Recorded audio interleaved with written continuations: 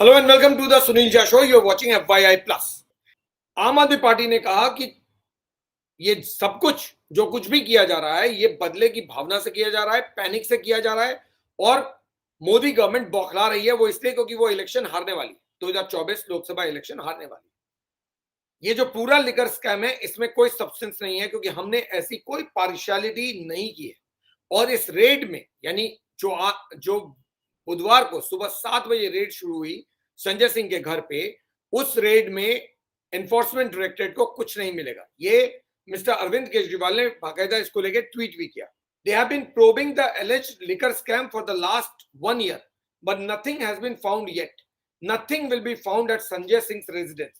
When someone is staring at defeat, they resort to desperate measures. That is what is happening right now. This is what Mr. Arvind Kejriwal tweeted and told the media at that time during the day when the raids were going on. BJP.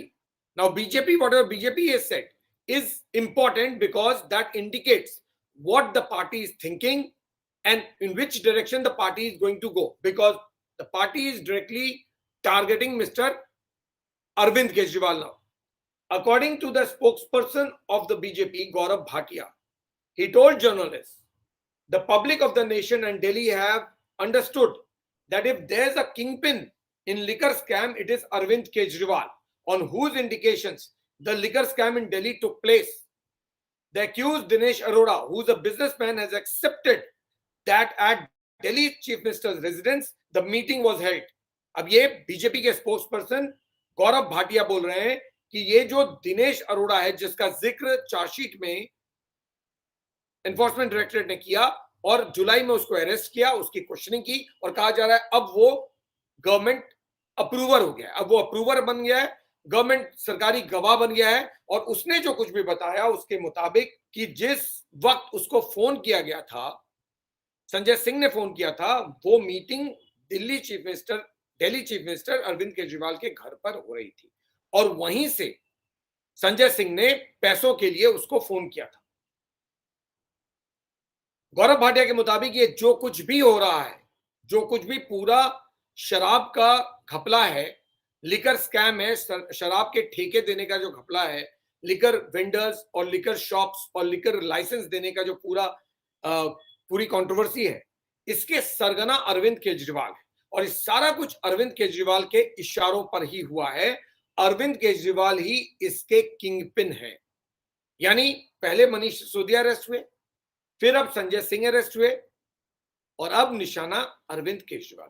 BJP clear है, वो अरविंद केजरीवाल को बख्शना नहीं चाहती। क्या अरविंद केजरीवाल इससे बच पाएंगे is something that has to be seen, because ये इंडिकेशंस अच्छे नहीं है। ये क्लियर इंडिकेशन है कि एनफोर्समेंट डायरेक्टरेट का जो अगला कदम है वो अरविंद केजरीवाल के घर की तरफ ही बढ़ेगा।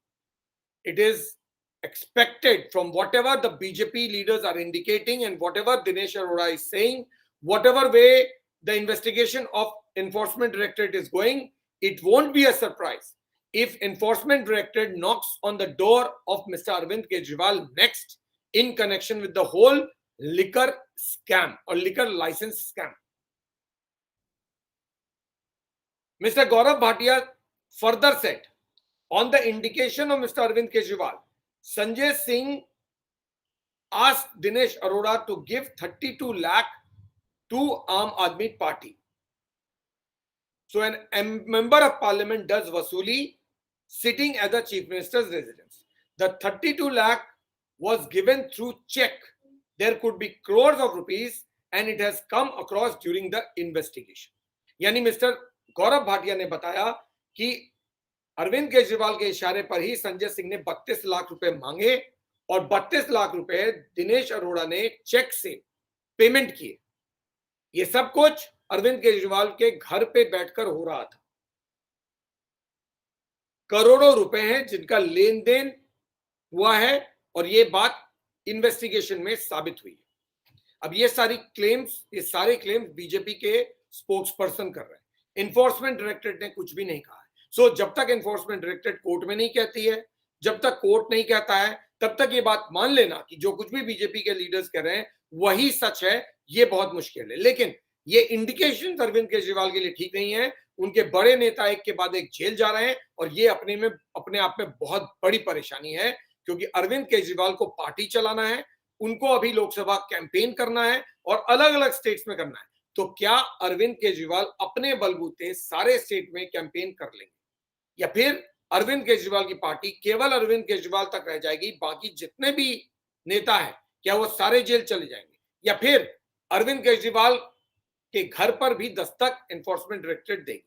अरविंद केजरीवाल और आम आदमी पार्टी के फ्यूचर को लेकर भी बहुत सारे सवाल उठ गए, क्योंकि अगर किसी भी कारण से, किसी भी रीजन से अरविंद केजरीवाल के घर तक पहुंच गए इन्फोर्समेंट डायरेक्टरेट, तो फिर लीडरशिप का बहुत बड़ा इशू आम आदमी पार्टी में हो जाएगा, क्योंकि कोई सेकेंड रंग लीडर आम आदमी पार्टी में इस वक्त बचा नहीं है। Manish Sisodia was the only other leader after Arvind Kejriwal who could manage the party. But now if I don't know what enforcement directorate is thinking, because CBI is already reached. You know that CBI is already investigating Mr. Arvind Kejriwal Sheesh Mahal. अब ये शीश महल की कहानी आप लोगों ने सुनी है, आप लोगों को मैंने बताया किस तरह से सीबीआई ने मिस्टर अरविंद केजरीवाल के घर पे दस्तक, उनके घर को लेकर दस्तक दी है। उनको नहीं दस्तक दिया है, उनको नोटिस नहीं किया है, उनको इन्वेस्टिगेट नहीं कर रही है, उनके अगेंस्ट में कोई एलिगेशन नहीं लगाया, लेकिन उन्होंने कहा है कि जिस तरह से अरविंद केजरीवाल का जो ऑफिशियल बंगलो बना है उसमें कुछ गड़बड़ियां हुई हैं। अब देखना यह है कि इसको किसने ऑर्डर किया, ये सारा काम जो हुआ है जिसमें करोड़ों रुपए खर्च किए गए, इसको किसने ऑर्डर किया, कौन से वो ऑफिशियल्स थे, और जो केस रजिस्टर किया सीबीआई ने वो अनआइडेंटिफाइड गवर्नमेंट ऑफिशियल्स के अगेंस्ट में किया है, अरविंद केजरीवाल के अगेंस्ट में नहीं किया है। लेकिन वो केस रिलेटेड है अरविंद केजरीवाल के ऑफिशियल बंगलो को लेकर। सो इनडायरेक्टली, डायरेक्टली तो नहीं, लेकिन indirectly CBI is knocking on the door of Mr. Arvind Kejriwal. Now the question is, liquor scam, ultimately Arvind Kejriwal is the boss of Delhi and Delhi government. ऐसा तो हो ही नहीं सकता कि संजय सिंह जो कर रहे थे, जो मनीष सिसोदिया कर रहे थे, जो सत्येंद्र जैन कर रहे थे, उसके बारे में अरविंद केजरीवाल को कुछ भी नहीं पता। ये तो हो ही नहीं सकता। तो अगर ये सारे लोगों के अगेंस्ट में करप्शन चार्जेस लग रहे हैं और ये सारे लोग गिरफ्तार हो रहे हैं on the basis of the fact that enforcement directorate is finding something against them, logic तो यही होगा ना कि उनके पास एविडेंस है। अगर एविडेंस नहीं है तो कोर्ट में जाके केस गिरेगा और ये प्रूव हो जाएगा कि ये पूरा पॉलिटिकल केस था। लेकिन अगर एविडेंस है और उनके अगेंस्ट में जो एलिगेशंस हैं वो सही हैं, तो फिर ये कैसे हो सकता है कि बॉस को पता नहीं उसके मिनिस्टर्स क्या कर रहे हैं। That is the reason why I say that enforcement directorate, the way it is moving, it won't be a surprise that ultimately Mr. Arvind Kejriwal is the chief minister. Any policy that is framed has to have an approval of the chief minister. So how can the chief minister not know, or how can the chief minister not be aware of what Mr. Sanjay Singh or Manish Sisodia were doing? एक reference इस पूरे investigation में राघव चड्ढा का भी आया है, लेकिन राघव चड्ढा को लेकर कॉन्क्रीट एनफोर्समेंट डायरेक्टरेट ने अभी तक कुछ नहीं कहा है।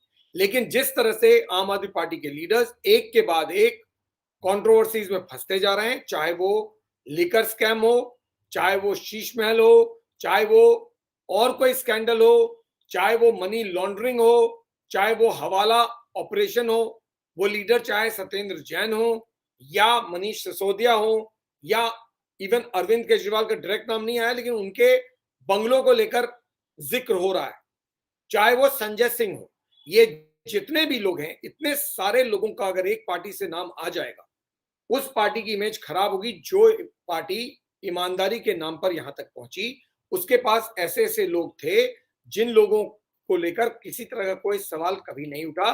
लेकिन आज जब ये लोग पार्टी में नहीं है, तो पार्टी किस तरफ जा रही है इसका अंदाजा किसी को भी नहीं है। मनीष सिसोदिया जेल में है, सत्येंद्र जैन जेल में है, संजय सिंह इस वक्त गिरफ्तार हैं, अरविंद केजरीवाल इकलौते नेता हैं पार्टी के भीतर जिनको पता है कि पार्टी में क्या कुछ चल रहा है। अब ये वाकई में ये करप्शन के चार्जेस सही हैं, नहीं है, it is very difficult to guess, because political allegations भी होते हैं, इसमें कोई डिनाइल नहीं है। लेकिन इस केस में कितना है कितना नहीं है, no one knows. It is purely now for Mr. Arvind Kejriwal to demonstrate and win the confidence of people and tell them that all these cases, all these allegations, they are all rubbish. There's nothing that is concrete. There's nothing which is correct, and we are all above board, especially Mr. Arvind Kejriwal. Mr. Arvind Kejriwal being above board, यानी उनका ईमानदारी के पैमाने पे खरा उतरना इसलिए जरूरी है क्योंकि आम आदमी पार्टी का सर्वाइवल अरविंद केजरीवाल से जुड़ा हुआ है.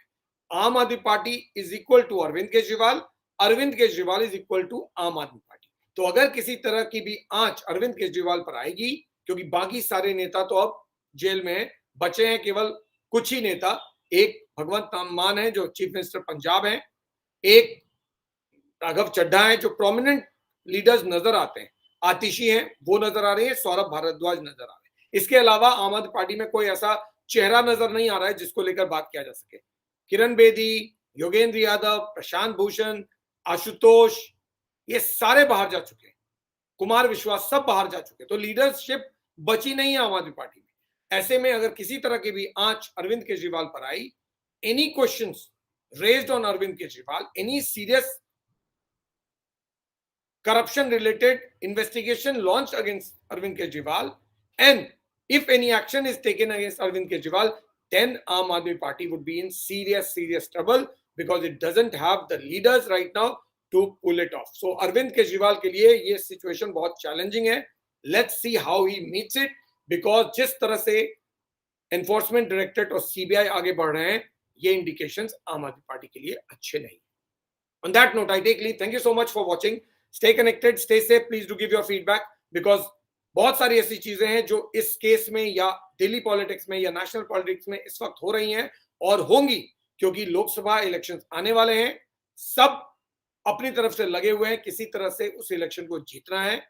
ऐसे में न्यूज फ्लो बढ़ेगा और उसी का नतीजा है कि आमतौर पर मैं ये शोज दिन में नहीं करता हूं, लेकिन आज एक के बाद एक मुझे दो FYI करना पड़ा है, और शायद आने वाले वक्त में मुझे और भी ज्यादा FYI करने की जरूरत पड़े, क्योंकि इवेंट्स और बढ़ेंगे. So keep an I on developments, keep an I on what is happening in different political parties, who's saying what, because everything is going to get linked and related to the election that's going to come maybe end of the year or maybe next year.